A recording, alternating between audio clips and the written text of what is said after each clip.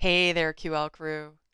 In this unit, we started to talk more about how our efforts to eat healthier might be shared with or might impact our families. Cooking and all of the efforts to shop and prep can be sensitive topics. Messing with family recipes can really bring on the heat.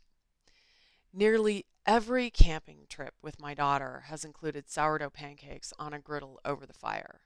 And I have no intention of substituting that special treat with almond flour pancakes, nor do I skip out on my mom's homemade brioche at Christmas. But we have talked about making one pie rather than three at the holidays, and baking just a few of these several different types of cookies that she does each year, and then sending family home with frozen cookie dough balls. Wait.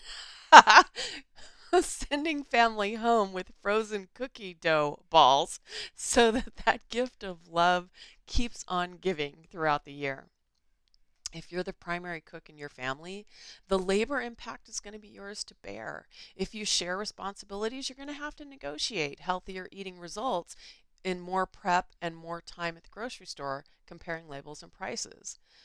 This is where your motivating connection can surface, and you might help your family members discover their own.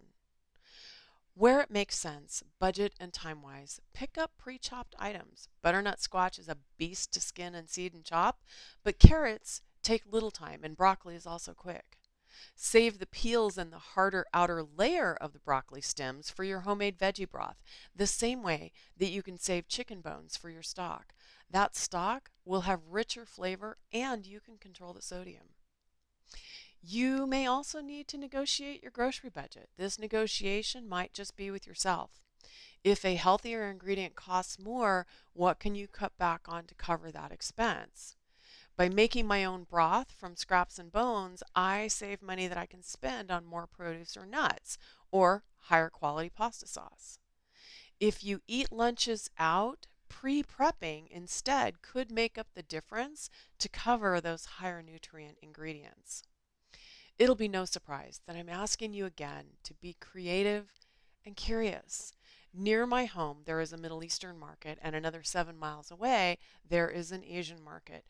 Their produce is cheaper than my regular market and very often better quality than the spendy stores with the green logos and ethos.